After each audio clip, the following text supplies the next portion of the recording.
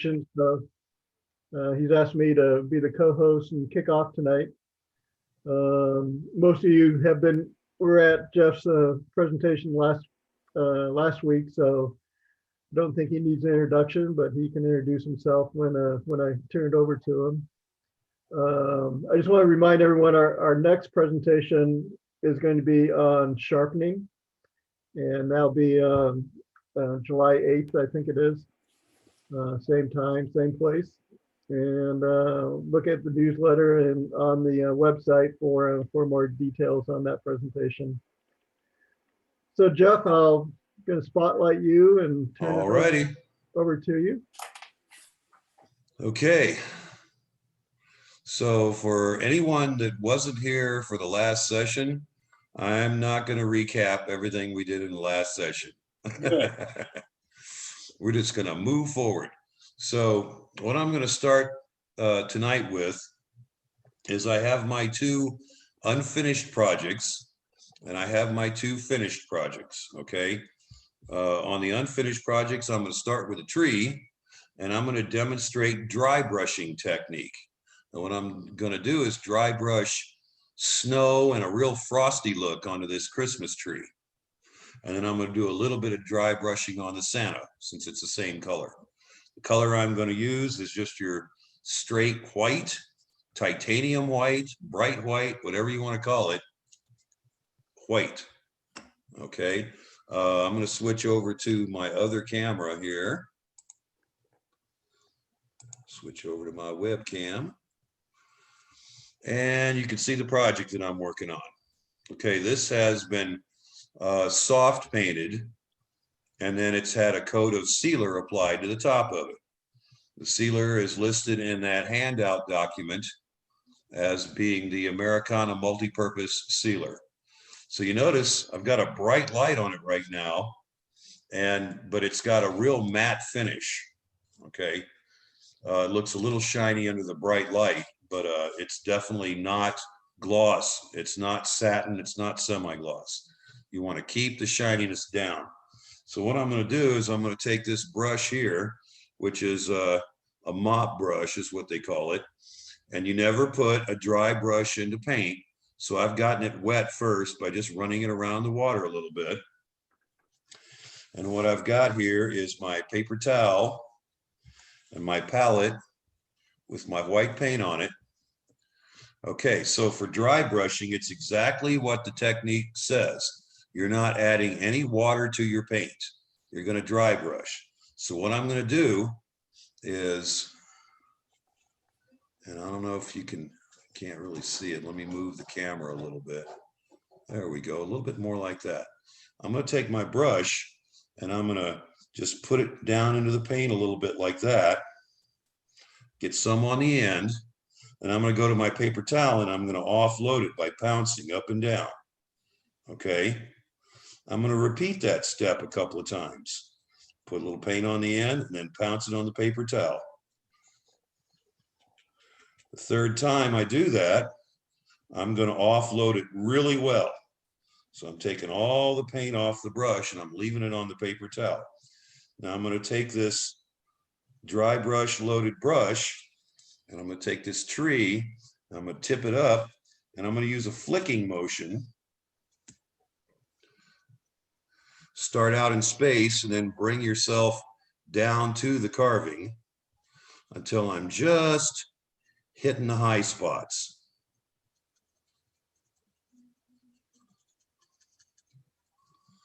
And I want more along the bottom of these branches.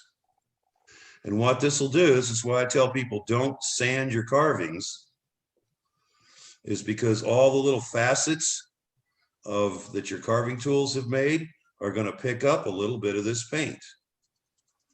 And you'll see them appear as like lines or little details.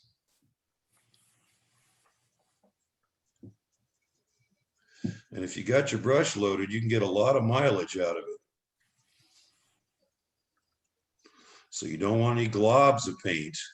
That's why we did the offloading on the paper towel. But this is going to give it a cold, frosty look.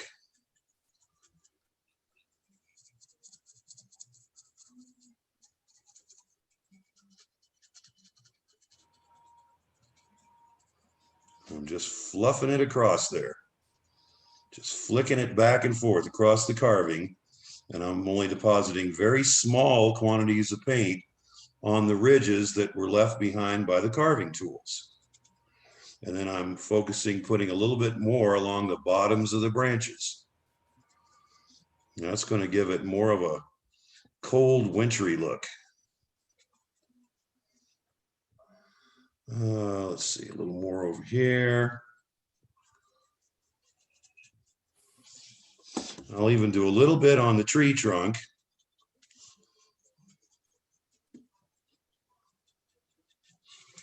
And then you can see what the resulting effect is. I'm getting a little washout from this light being a little too bright there. So let's see if I can adjust that out a little bit. That's worse. Everything seems to be worse. Let me try a different lighting. I'm going to rinse my brush out over here. Never lay your brush down with acrylic paint on it because you'll just kill it. You always wash it out. Put it back in the holder. Let's see if I can adjust the lighting where you can see that a little better.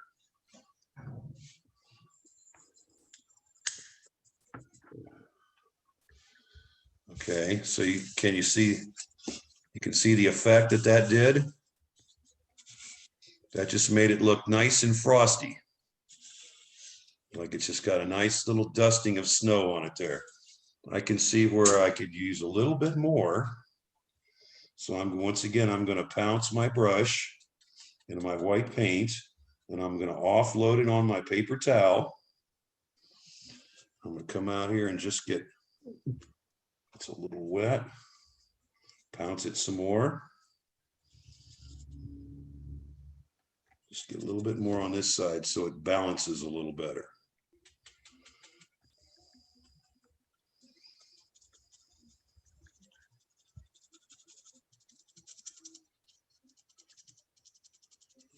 There we go. I like the look of that. It's a happy little tree. And in the words of the late Bob Ross, a glorious little tree. Okay, so what I'm going to do now is I'm going to do the same effect. I'm going to set this aside. And I have my Santa Claus that we worked on. And he has this fur trim on his robe and his hat. Well, I'm going to switch to a slightly smaller brush because I have tighter area to work in. And I'm going to dry brush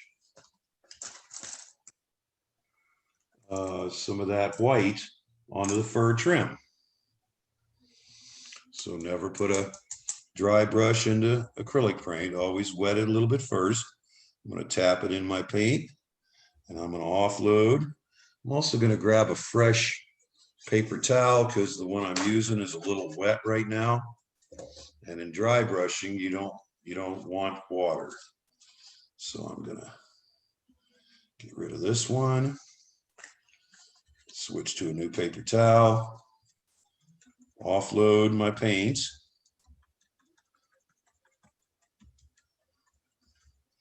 And I'm going to go in here and I'm just going to dry brush, flicking it across the fur trim. Pick up a little bit more paint, offload it. Flick, flick, flick. So it's just hitting the ridges.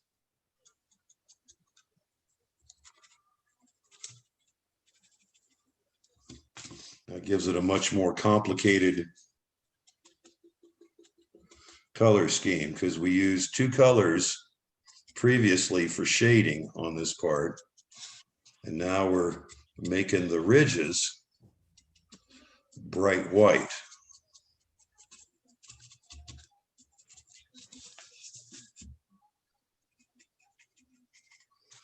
And we're keeping it off the rest of the Santa Claus.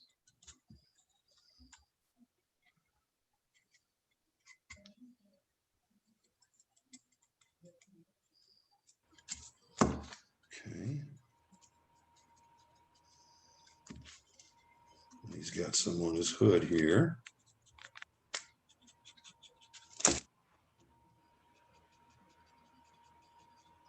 So where we previously only had 2 colors, now we've got 3 colors.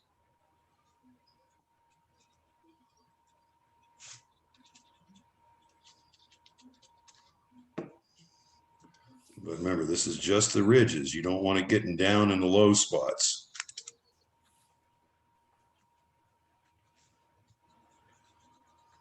Makes him look a little bit more complicated there. There should never be any one spot on your carving where it's just one flat color. Okay, that looks bad. Okay, rinsing my brush out, cleaning it out good. What I'm going to do next is I'm going to come in and put a little sprig of holly down here, not dead center, off to one side, down at the bottom. Painting holly. I have some little steps here where I start up here with just using a liner brush to draw some lines. That's 5 lines for each holly leaf. Here I've gone in and just filled it out a little bit. Here I've gone in and painted with a lighter color green the veins in the leaf, also with a liner brush. Over here I've taken a regular pencil eraser, dipped it in red paint, and dotted some berries. Over here I've mixed my red with some white to create a pink and put a dot at the 10 o'clock position. And the final step is to come in with some white when everything's dry and put a small dot, reflection dot, once again at the 10 o'clock position. That gives you a 3-dimensional looking little berry. So when you're doing the leaves, you want an odd number of leaves, 3 or 5, not 2 or 4. Odd numbers look better in art as far as nature is involved. Okay, so I've got a liner brush here. Liner brushes are long brushes. See how it's got long bristles on it? It's not a little short stubby one. And I'm going to put some same greens that we used last week for painting the tree. So I have my deep river green, and that's on the handout. I'm going to put some of that on my palette, shake it up first, and then put it on the palette. And I'm going to need some light Hauser green, also from the handout. That'll be for the veins. Shake it up, put some of that on the palette. And I'm going to need some berry red for my berries. Okay, so I'm going to put some of that on there.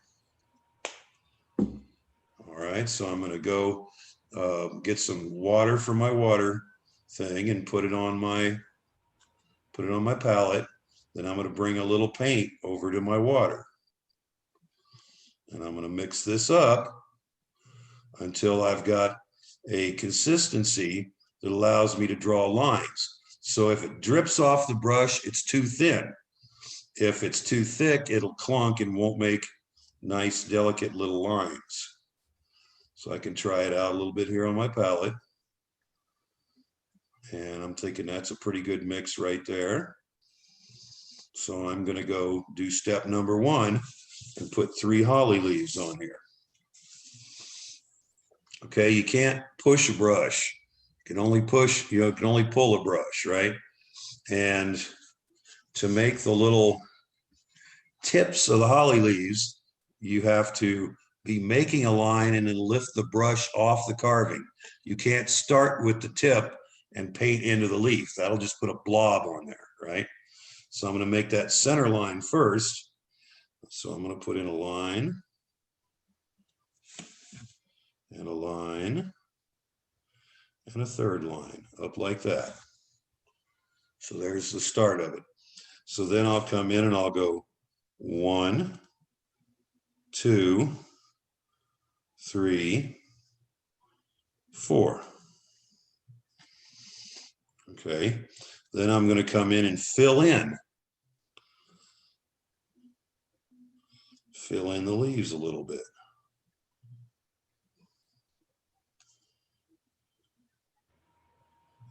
And there's the background for a holly leaf. So I'm going to do that twice more. I'm going to go 1, 2, 3, 4. Come down and do this one. 1, 2, 3, 4. Then I'll come back and fill them in a little bit. Well, I'm still getting used to these new progressive lenses in my glasses. And that's kind of interesting. I have to keep tipping my head to get the right focal length. I've never had to wear glasses before, but now I do.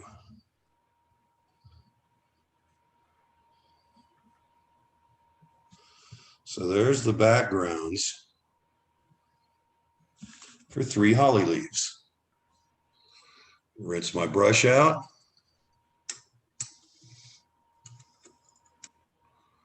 Back in the holder. And that needs to dry just a little bit before I draw the veins on there. So anybody got any questions? Here, while that's drying, I've got another thing here. I've painted up just a little index card with some green. I'm going to show you how to make a Christmas tree ornament. Okay. Christmas tree ornaments. I'm just going to take a pencil eraser, dip it in red paint,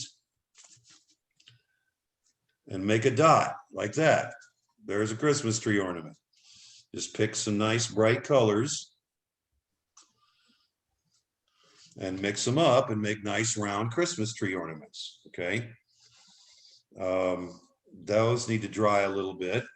In the meantime, I'm going to demonstrate how to do strings of garland. I'm going to need some silver for that.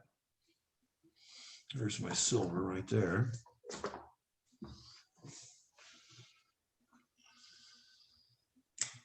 Shaky, shaky, shaky. Always shake your paints because they separate. Put a little silver on the palette. So at all the craft stores, Craft Warehouse, Michael's, Joann Fabrics, Hobby Lobby, whatever, they sell these little dot making styluses. They have a little ball on one end and a big ball on the other. I'm going to use the small ball and I'm going to dip it into my silver paint. And I'm going to go 1, 2, 3, 4. Redip it. 1, 2, 3, 4. Redip it. 1, 2, 3, 4. Notice I'm working in an arc, not a straight line.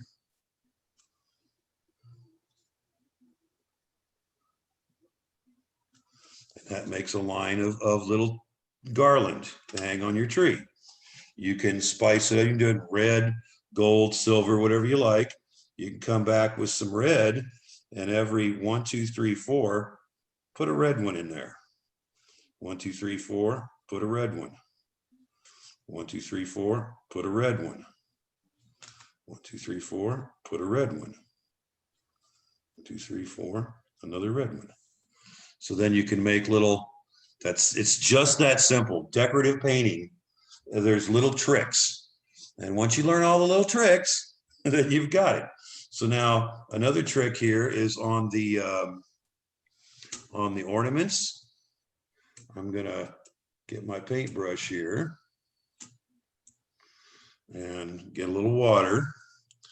And I'm going to bring some red over to some white and make a little bit of pink here.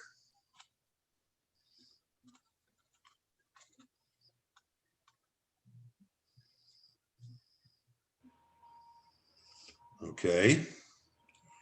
Rinse the brush out, hang it up, get the dot maker, use the large end, get some of that pink paint on there, go to these ornaments at the 10 o'clock position and put a pink reflection dot.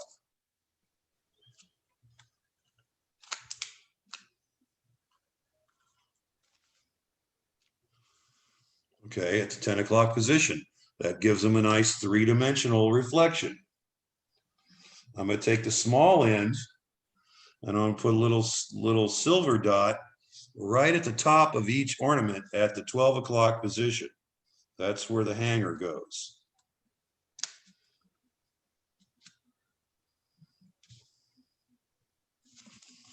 So there's the hangers for the ornaments. Then, if you really want to give it a little pizzazz, where's my toothpicks? Take a toothpick, which makes a tiny little dot, and once again at the 10 o'clock position, put a little tiny white dot on each ornament. Boom, boom, and boom. That one needs a touch more. There we go. So that gives you a nice three-dimensional looking Christmas tree ornament. And hang ornaments on your tree. Okay. Going back to the Santa, we're ready for some berries, some holly berries. No, we're ready for the lines. We got to do the lines. So I'm going to bring some water over my palette, pull a little bit of the light Hauser green, mix it with some water, get it to where I can make some little lines, and I'm going to paint in the veins on these holly branches or holly leaves.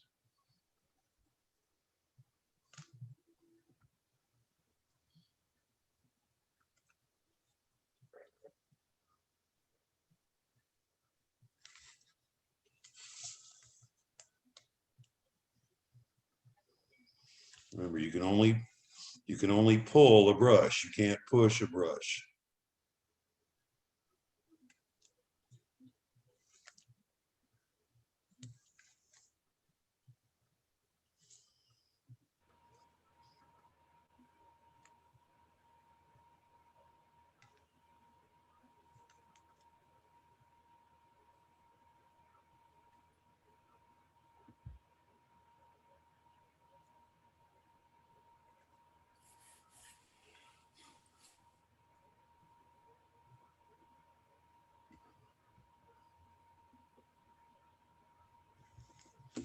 Okay, so there's the veins in the holly leaves.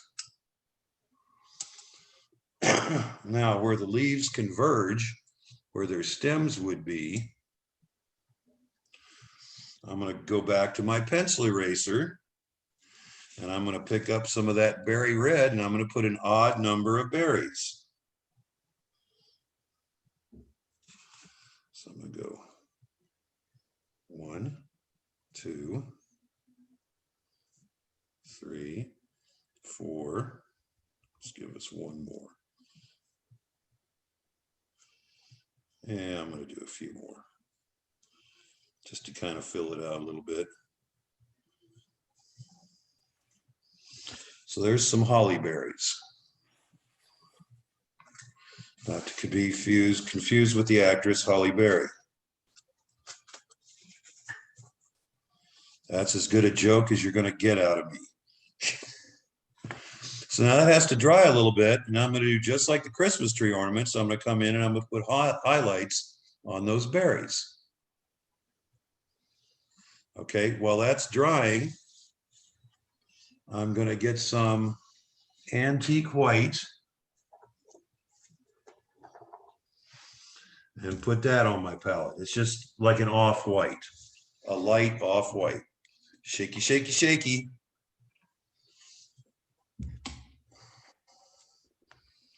Paint on the palette, don't need very much.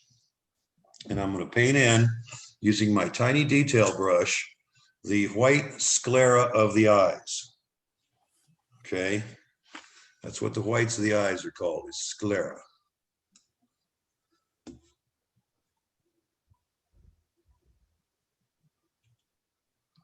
So bring some water over.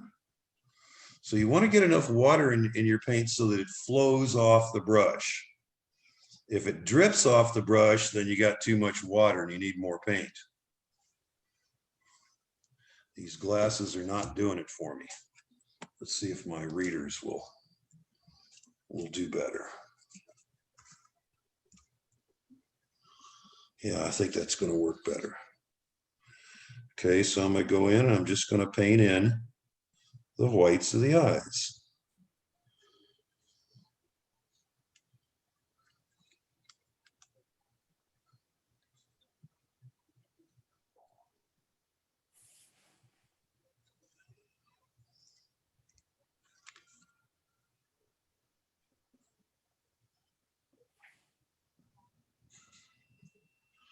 There's the whites of the eyes. Rinse the brush out.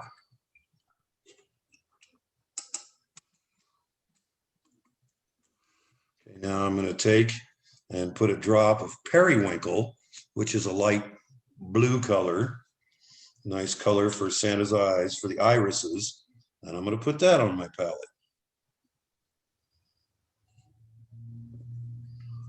Just one tiny drop.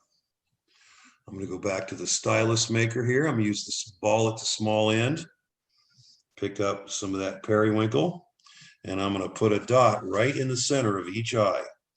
Now you want to get this right or else you'll have one wonky looking eye.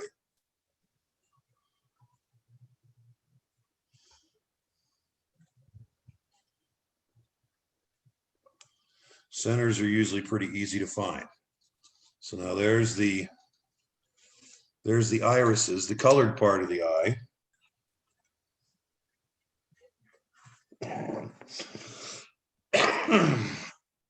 Now I'm going to put a drop of black on my palette. And don't ask me lamp black, Mars black, noir, just black. Whatever you got.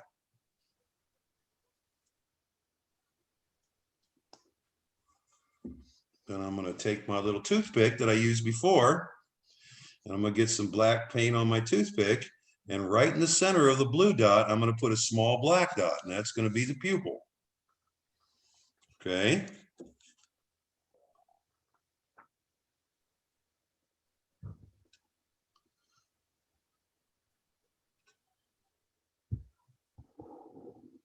So there's the sclera, the irises, and the pupil. Now I'm going to go back to my little detail brush and bring some water over to the black paint and thin it out so I can draw a line with it. And I'm going to give him some eyelashes, which are right on the ridge of the carved eyelid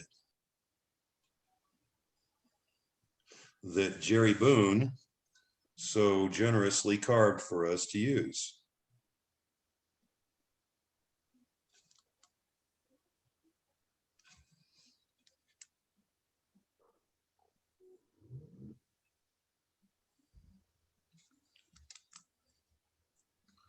So there's his eyelashes.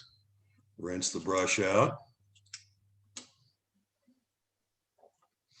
And I think I've had enough drying time on these holly berries that I'm going to come down and put a reflection dot on those of the pink that I mixed up earlier, which is now dry. So I got to make some more. Means I need some more white.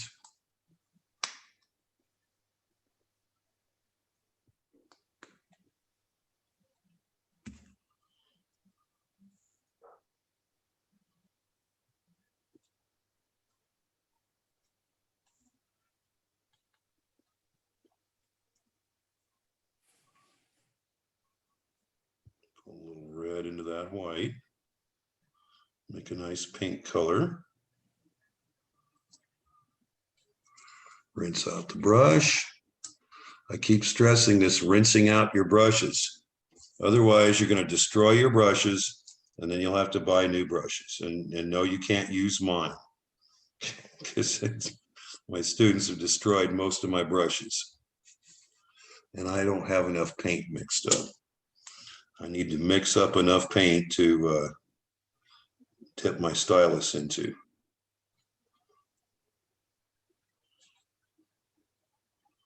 There we go. That looks better. So I'm going to get my stylus in there, put a reflection dot at the 10 o'clock position of each holly berry.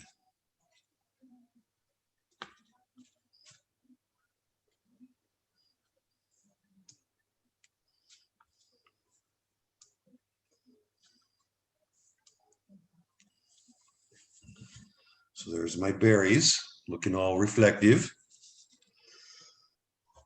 The last thing I'm going to do on this guy is, while those are drying, I'm going to go back to the eyes, take my toothpick again, get a tiny little dot of white paint, and I'm going to put it at the 10 o'clock position where the black pupil meets the periwinkle blue iris.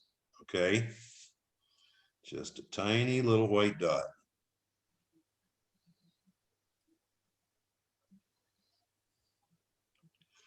And that brings his eyes to life.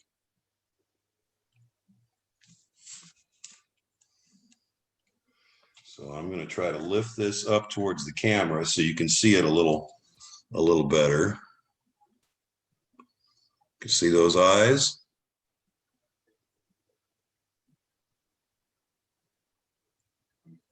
I'm probably going to come back with my toothpick and do a small 10 o'clock reflection dot of the white on each berry as well, because that third color gives it just a little bit more interest, a little bit more complexity.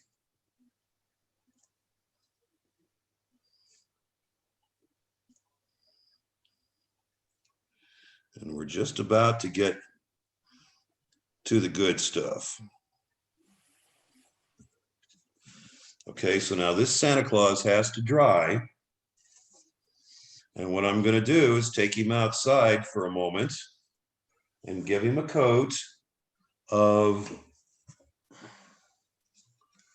Americana water-based spray varnish acrylic matte finish. Okay, so it's matte finish, not satin, not semi-gloss, not gloss. Judges hate those shiny carvings. They want matte finish. Okay, it photographs better. Everybody loves it. I don't care if you got a half a can of semi-gloss sitting out on a shelf in the garage. It's been there for 6 years and you don't want to make a trip to the store. Get the right thing. Matte finish, water-based, acrylic, spray varnish. One good coat will do it. I've got a plastic Lazy Susan that I picked up at a garage sale for $1.25. So I'm going to set him on that, but I want the paint to be dry. And like I said, I'm going to take him outside and spray him because it's a, you know, kind of a volatile, stinky spray, and I don't want that in my house. Okay. So while we're waiting a couple of minutes for these last few drops of paint to dry, does anybody have any questions for me?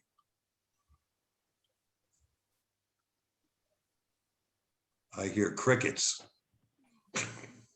Nothing but crickets. No questions?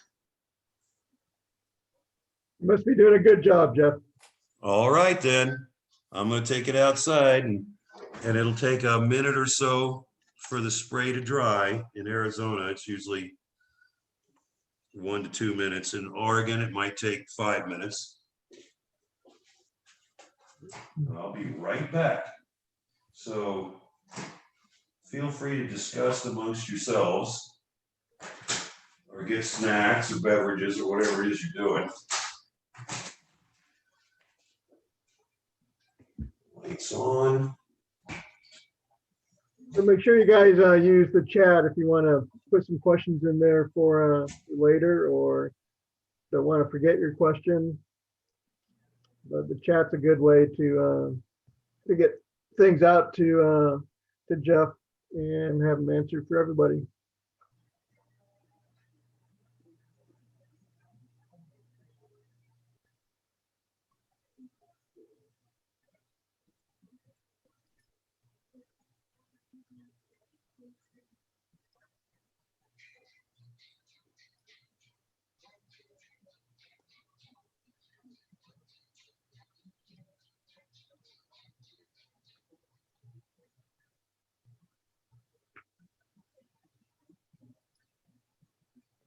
Just a general question to everyone is if anyone's having audio or video issues, just let me know through chat.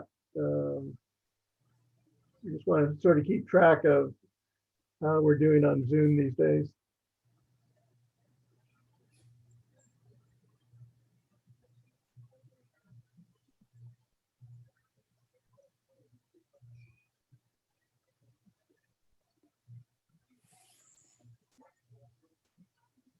Roger, for anybody that's interested, that Santa Claus is a Sean Sippa pattern, and it came out of one of the Wood Carving Illustrated magazines from about a year or so ago. Thanks. How long did it take you to make it?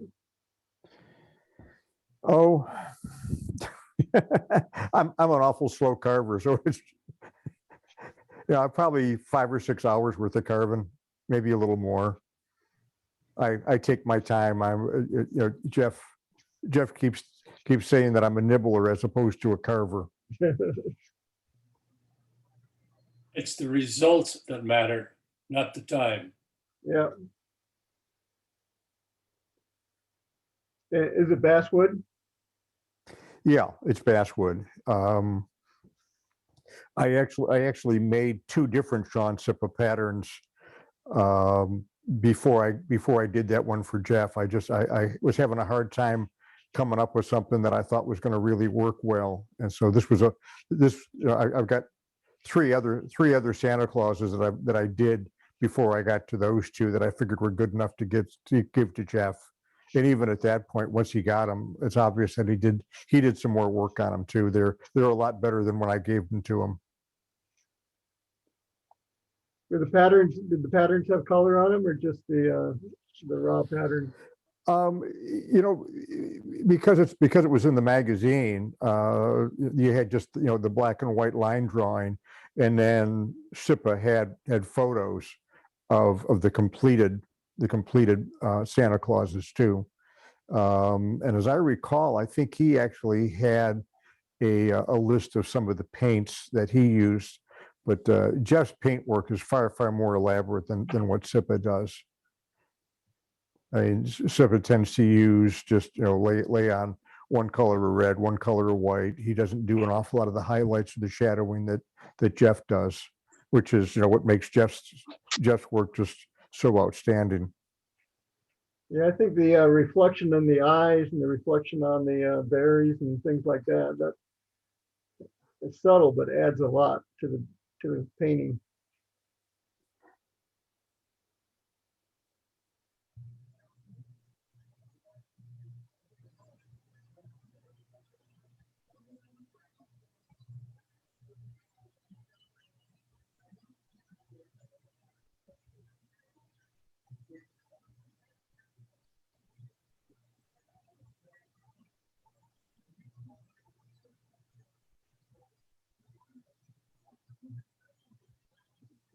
And I guess if anyone wanted to make stuff for Christmas, this is a good time to be starting. Rather than December 1st, it's probably not a good time to start your Christmas carvings. Absolutely. I'm a slow carver as well, so it takes me a while. Okay.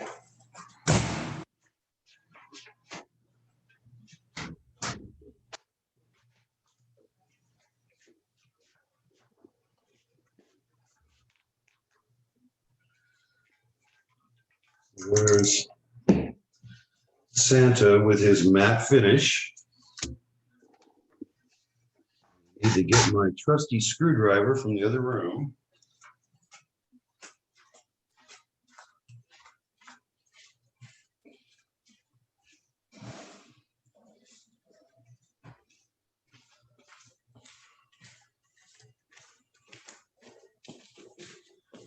Okay.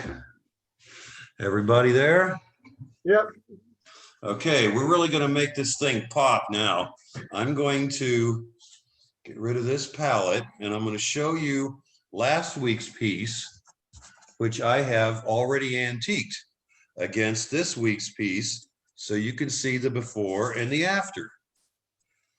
Okay, so here's the antique Santa. Can you see the difference? Yep. Yeah, all the details are really, they pop right out at you now. Well, that's the next step we're going to do, is the antiquing. Okay, so for the antiquing, if you look on your handout, I'm using burnt umber artist oil paint. And I'm using Winsor Newton Liquid, which is a oil painter's medium. And I need another palette to work on. So I'm going to grab another little paper plate. These little paper plates are the slick, shiny ones, not the cheapo paper plates. Those just turn to mush when they get wet. You don't want mush. So I'll move my paintbrushes back out of the way to give me a little room to work here. And what I have here for an antiquing brush, I get these at Michael's. And they're good for pouncing into low areas and pulling excess out. Okay. The stuff we're doing right now is oil-based. That's why we had water-based acrylic spray varnish coating the whole piece and the edges nicely. I used the Lazy Susan, so I got it from all sides. And that produces a protective barrier that keeps the oil-based stuff that we're going to mix up now from actually touching any of the paint or the wood on the carving. There's a barrier in there, and oil and water don't mix. So it's a kind of a chemistry thing. We're putting a layer of water-based varnish to keep the oil-based stuff from actually touching the carving or the paint surfaces, right? And that will make it so that we can lift it off. What we do is, let's see, other things you're going to need. I've got a palette knife for mixing this concoction up. I have a white cotton sock, which I'm going to use for all the wiping. Don't use a paper towel. You want a soft white cotton piece of cloth. Old t-shirts do, old socks do. If you want to use tidy whities, do that at home. Don't drag those out to a class, please. But just cut up t-shirts or white socks work just fine for this. The ratio is 1 part paint to 2 parts liquid. 1 part paint, 2 parts liquid. Okay, so if I can get the lid off of this, I'm going to take a trusty big screwdriver I've got that I can poke down through here and get through the dried crusty stuff at the top. Things really dry out down here in Arizona. They dry out terribly. I'm going to get some of this out and put it on my palette. What's the temperature down there today, Jeff? Today was 95 degrees, but it's a dry heat. So it's about 6% humidity. And if you're in the shade, it's quite nice. Light breeze. Next week's going to be highs around 90, so it's still good weather down here.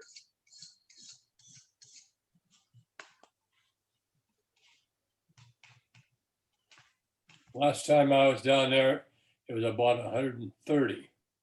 Well, that sounds like a slight exaggeration. No, 115 is the usually the peak highs down here in the summertime. Although there was 1 year about 10 years ago when it did touch 120 briefly. But you know, if you live down here in the summer, you learn to differentiate between 100, 105, 110, and 115. You can feel it in your face when you step outside. It's irresponsibly hot. So I'm going to put the cap back on my liquid. we were eating That out lunch of the way. in a restaurant there, and they had a spray on everything and a wind and a whole bunch. Oh gosh, that was really neat. Ha ha. Yeah, they got the misters on, which are kind of like the stuff in the produce area of the vegetable store, only designed for humans. So as you can see, I've got like 1 part paint to 2 parts liquid on my palette. Now I'm going to take my palette knife and I'm going to mix that up really good. You don't want any chunkies, no chunky bits. You want it mixed up very well. So I smush it together, then I scrape it back up, then I smush it some more until I get it all mixed really well. And this is my antiquing compound. The liquid makes it kind of slippery. It's what a lot of people use these days instead of linseed oil if they're oil painting. It's also good if you use enough of it, you can create like transparencies, glazes. So it's just an oil painter's medium. And I'm going to put that on there.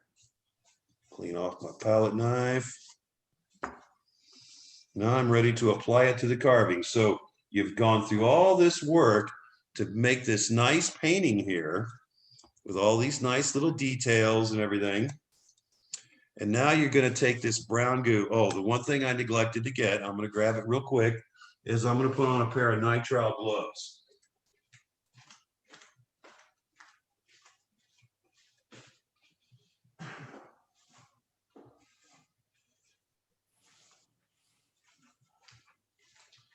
And just like the acrylic paint, you don't want to be getting this on your clothes, or else you'll have yet another paint shirt to add to your collection of paint shirts.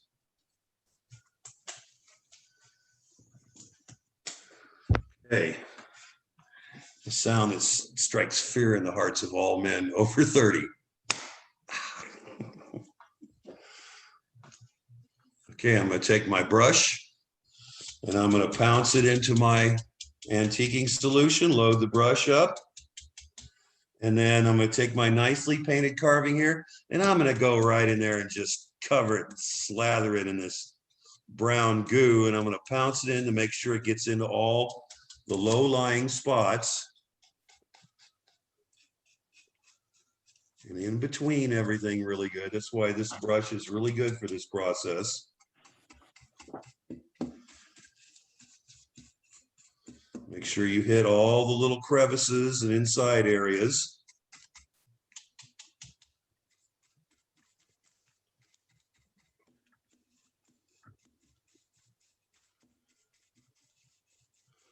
And here's where we'll find out how cleanly this was carved. Because in my carving classes, I always stress the importance of reading the grain, cutting in the right direction with sharp tools, and making nothing but clean cuts over the entire outside. Every cut you make on the outside of your carving needs to be clean, reading the grain, and cutting with a sharp tool.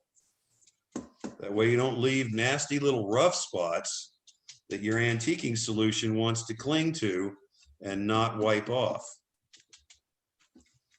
So we'll find out how well Jerry did here. I was just going to ask Jeff if I should sign off at this point. Because he was also requested not to use sandpaper on these projects, because that totally screws up the surface and it takes away all your carve marks and takes away the interesting, look. So what I'm going to do is I've coated this thing. I'm going to take a fresh paper towel and I'm going to offload my brush. So I'm going to get rid of all the antiquing that's on my brush, or most of it, by offloading it onto a paper towel in a circular motion. Seldom seen in these areas. Okay, so there I've offloaded the brush. Lay it to the side. Take your white cotton cloth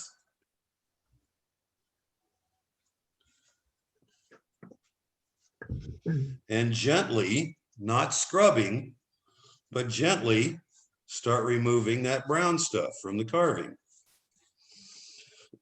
It's going to want to stay in the low spots. Don't worry about that. Just wipe off all the brown stuff that you can get to.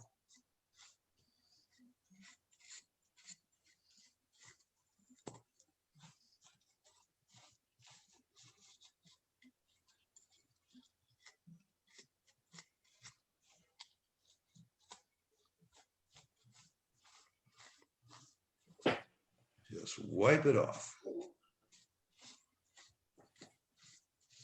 Okay, So the idea with antiquing is you want it to look smoky, not grimy. I don't need this palette anymore, so I'm going to move that out of my way. Take my brush that I offloaded, and I'm going to pounce into the low areas and pull that extra grimy looking stuff out onto the high areas.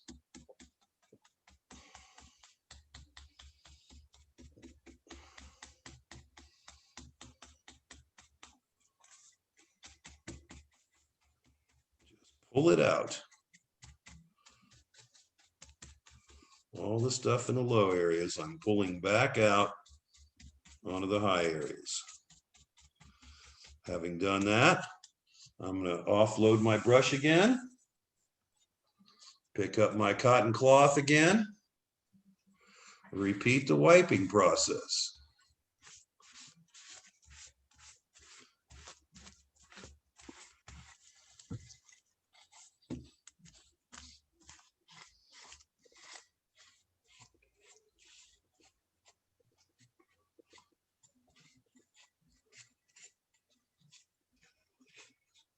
And then it's just, you know, step and repeat until you get it to the desired level of antiquing.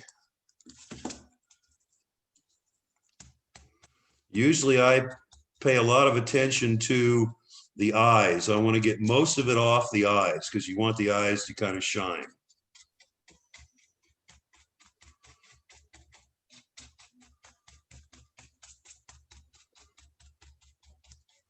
So that's will be the third wipe down.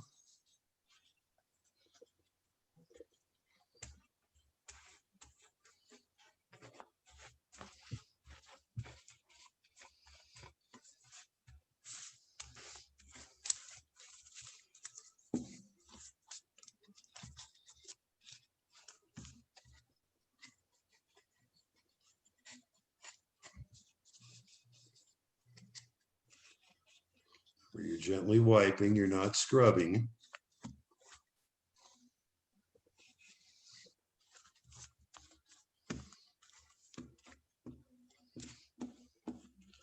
And then to help clean the eyes out a little bit more, what I'm going to do is take a little piece of this paper towel and twist it into a little wick.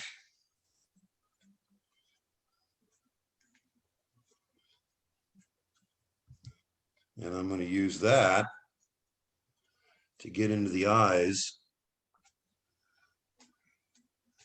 and wipe them a little extra clean. And when you're done, you've got that.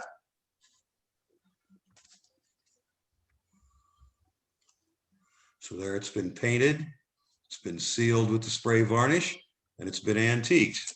So when you get them both done to this level, you let them set somewhere for a couple of days to really dry. The liquid has a drying agent added to it, so it dries faster than oil paint with linseed oil would dry. So all you need is a couple of days, and that'll be dry.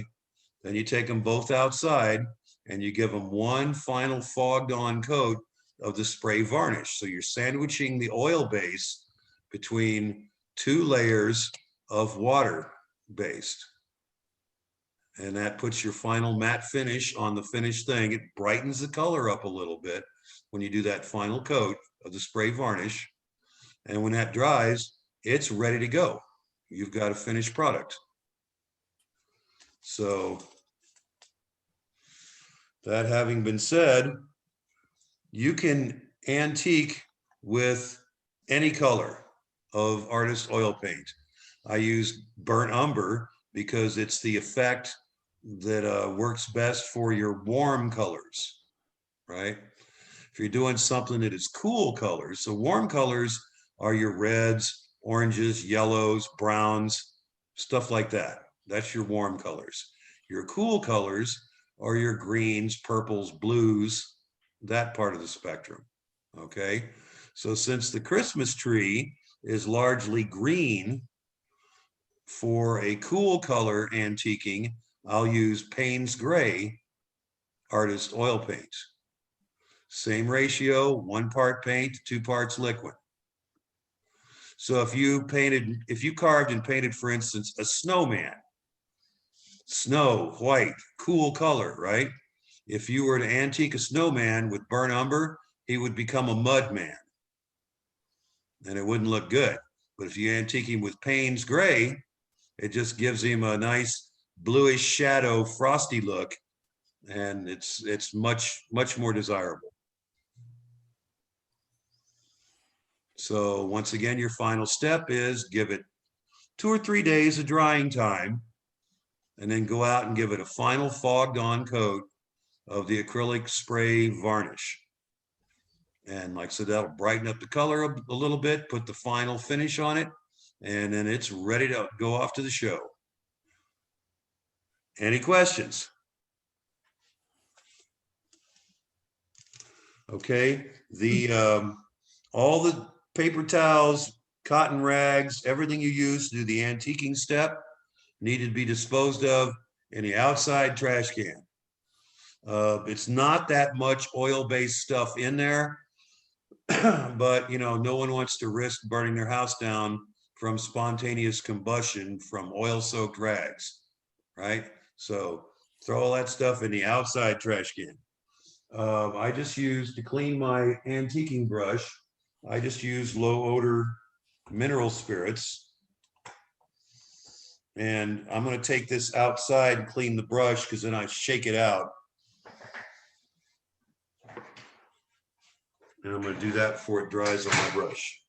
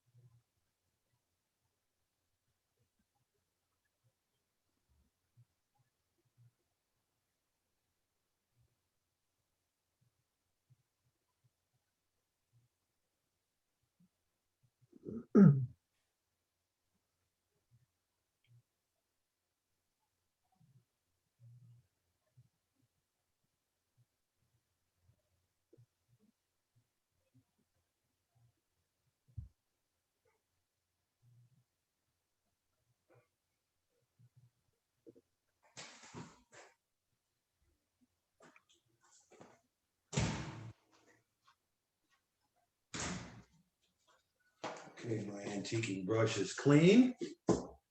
Now I'm going to clean my acrylic brushes.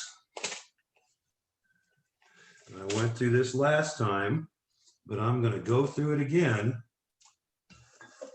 because it's so important, or else you're just going to end up throwing your brushes away every time. Got a little brush cleaner here.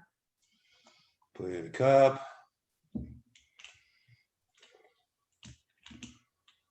Check my brushes, rinse them again in the water.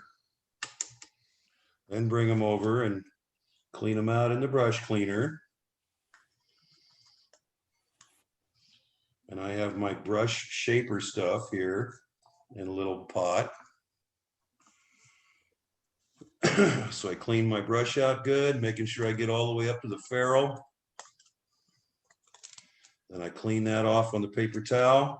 Then I dip it in the brush shaper and use my fingers to squeegee it so it'll maintain its shape. And it's ready to get put away. And and just repeat those steps with each brush that you've used.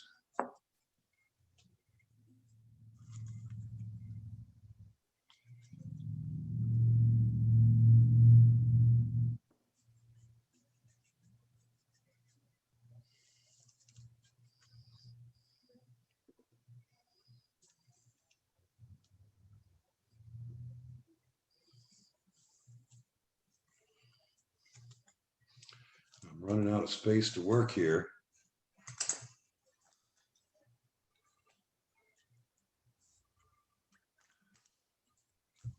Now would be a good time for any questions.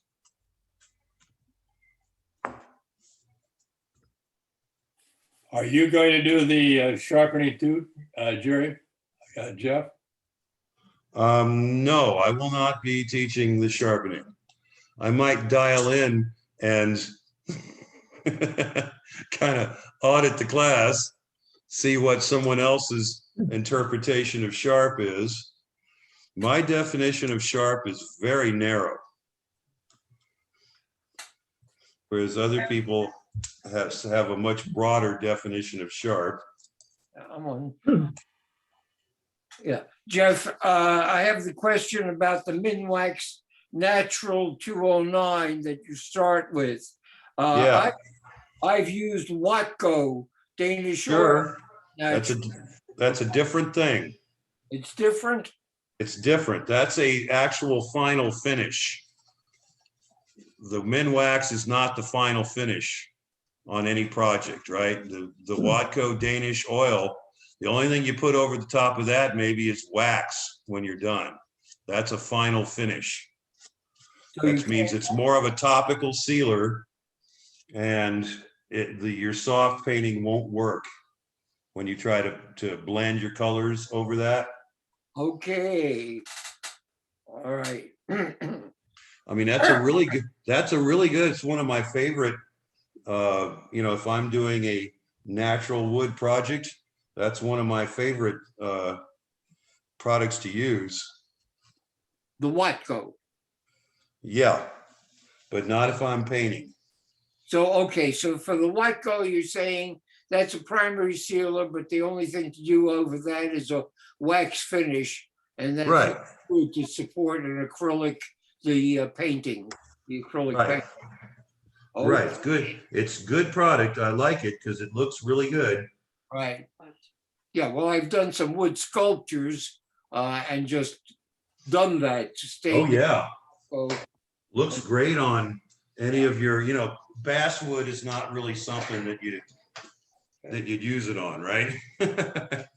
But any of your harder woods, your butternut, walnut, even some of the pines, manzanita root, that kind of stuff, the Danish oil finish looks great on that stuff. okay, thank you. And I'm just gonna run this to the outside trash and deposit it, so I don't get it on anything. This is all my oil painted stuff, goes outside. What we're going to do for the sharpening class is we're going to talk about the three main ways to sharpen: power, hand sharpening with stones, and stropping. And we'll give an example of each type of sharpening, and have a small panel that different carvers that can answer questions about the different sharpening styles. So we'll have some videos of each, including for hand sharpening, we have a combination of some videos that Mary May has let us show for our demonstration. So it should be an interesting session. I think it should be a very good one because sharpening is one of those things that, how do you do it? Sharpening is as much of an art form as carving is. That's right. And for most people, it takes about as long to get good at one as it takes to get good at the other. You can't have one without the other. Nope, you can't carve without sharp tools. And unless you've got a traveling tool sharpener, Kelly used to have somebody that would come around and do that once a month, sharpen tools. Everybody dragged their tools out there on a Saturday to North Plains, and he'd spend the whole day sharpening tools. And he usually charged, I think it was like $2.50 or $3 for each tool. So the guy just made out like a bandit. cash just rolling in. Some people would own like 4 tool rolls, 4 copies of everything, because they'd use them till they got dull and then just switch to the next tool roll, and they'd bring them all in on Saturday for him to sharpen. I would get, my tools sharpened, and I'd take them home and carve furiously for 4 to 6 hours. And the ones I used the most would be dull again. And I'd have to wait a month to take them back and get them sharpened. And that was just unreasonable. I could not live with that. So that's why I decided to learn how to sharpen tools, so I could be responsible for the edges on my own tools. How long does it take to dull it? To do what? How long does it take to dull a tool? Usually 20 minutes to half an hour if they're good steel, not cheap soft steel, but if they're good hard like Rockwell 60 steel, then 20 minutes to half an hour of use. Then you need to stop and strop. Okay. If you always stop and strop, you will not need to grind if you're stropping properly. If you're stropping incorrectly, usually with a handle too high, you'll round the tool off, you'll blunt the tool, and then you have to regrind it to fix it. Yeah. And that's 99% of everyone's problem when they're stropping, is they've got the handle too high, the edge is too steep, and they blunt the tools, and then they have to have them reground and fixed. Well, when you strop, you can also bring the handle up, which then rounds too. That's what I just said. Yeah. It's exactly what I just said several times. Handle too high. Yeah, you get to the end of the strop stroke and your elbow goes up, you've just negated all the work you did coming down the strop at the proper angle. That last little whoops at the end, that rounds it right off. So any questions about painting? There's one question in chat about the brushes that you use. Yeah. It wasn't specific, but the brushes, I think the brushes that you used today, you had like 4 main different brushes. Yeah. I had a mop brush, a liner brush, a chisel brush, and a tiny detail brush. All of them are synthetic fiber brushes for acrylic paints. Don't use your $30, $40, $50 Sable Grumbacher Artist Series oil painting brushes on acrylics. You'll just destroy your brushes and you'll have to throw them away. So you shouldn't spend more than about $10 maximum for an acrylic painting brush. And they'll usually be segregated over into an area in the paintbrushes section for acrylic paint. And those will all be synthetic brushes, so synthetic bristles. And the big one you use for antiquing, what was that again? That's just a big craft brush. It's an oil-based substance, so it's natural bristles, but it's just a big craft brush. And those I find at Michael's. Uh-huh. Okay. And I believe that Craft Warehouse used to have them also.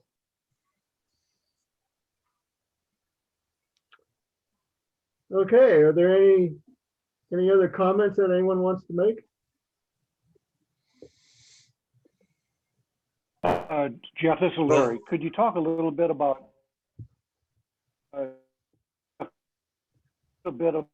your oil painting preferences, why and how trade-offs? I'm only getting like every other phoneme from your audio there. You're breaking up.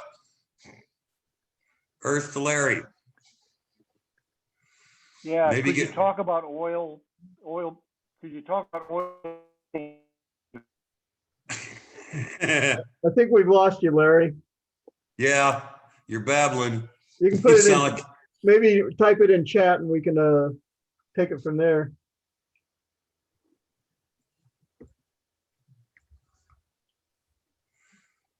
Zoom works great when it works great, but when it doesn't work. well, that's yeah, okay. they're throttling his Wi-Fi because he's been camped on that line at the hotel Wi-Fi for too long.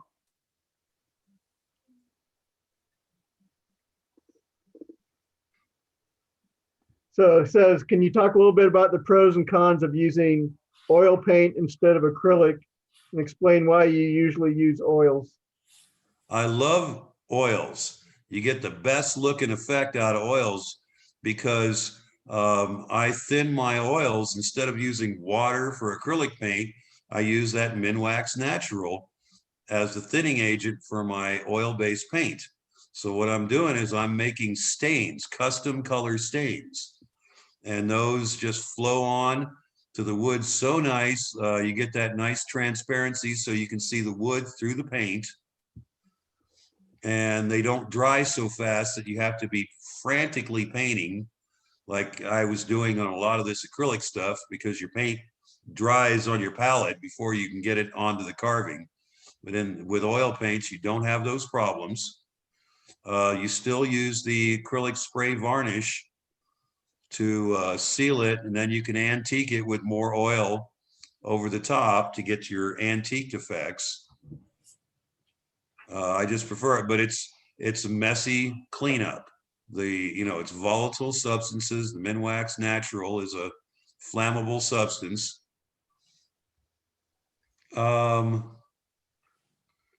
I don't think I have any oil projects handy that I can show you.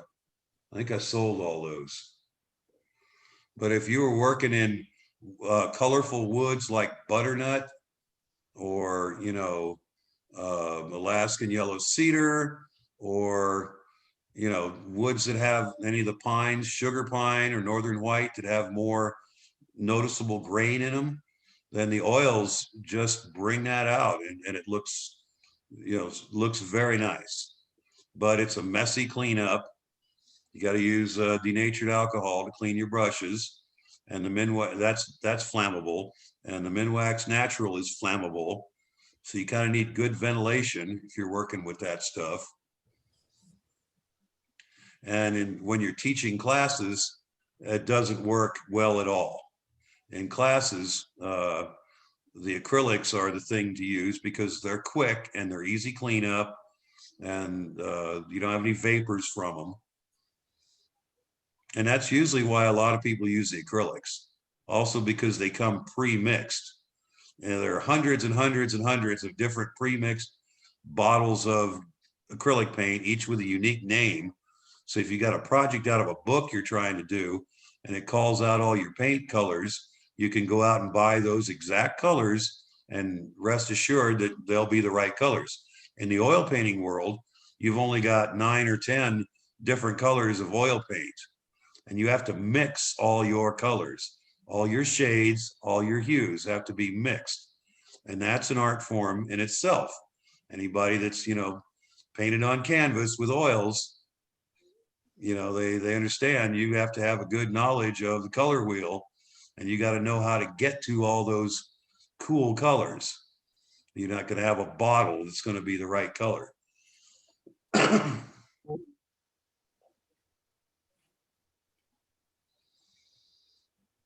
And that's all I have to say about that. Okay. But my preference, oil paints every time. So if you're doing stuff that you're gonna like sell in a gallery, if you want to break the $1,000 mark in a gallery, go with the oils.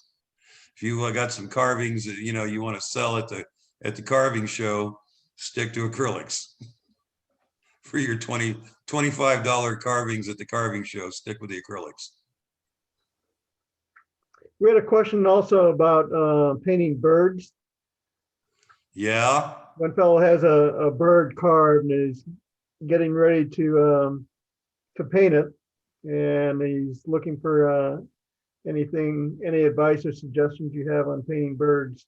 Yeah, my advice is go see Don Baird in Vancouver, or one of those really good realistic bird carvers, and take lessons from them on how to paint birds. Most of them use an airbrush for those super realistic birds. Uh-huh. Most of those guys paint them with airbrush. That's an art in itself. It is. It's another whole branch, another whole field of study.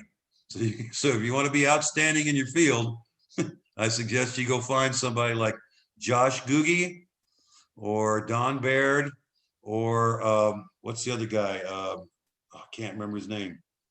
Real good bird artist. Judy, Well, Judy Caldwell, she does real good birds too. yeah. But I think Judy she's more of a brush painter. Jerry Simchuk. Cherry Simchuk, that's the name I was trying. I'm thinking, okay, with his mustache, he kind of looks like Sam Elliott. Who was it? Jerry Simchuk, Josh Googie, Don Baird. Those are your guys. And Don Baird, he's up in Vancouver, Washington. So he's probably your local guy. Oh, okay.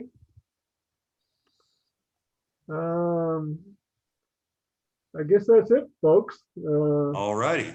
Thank you, Jeff. Very good. So this, Both sessions. I tell you this as it was taught to me so that you may tell others. None of this is stuff, intellectual property that I've invented. It's all stuff I got from other people. So you guys take it and run with it. And if you start getting good results, then go to your group of carvers and painters that you have locally and share that information with them. Good. And All we'll right. have a copy of the video of this session up online next week. So, Okay. So keep your eyes open. All righty. And I'll, if I can figure out how to use the camera on my new smartphone, I will take pictures of the finished products after I get the last coat of spray on them, and I'll send those to Larry. Great. Okay, well, thanks everyone for coming tonight, and thanks Jeff again, and we'll see you next month. All righty. Have a good one, everybody. Bye-bye.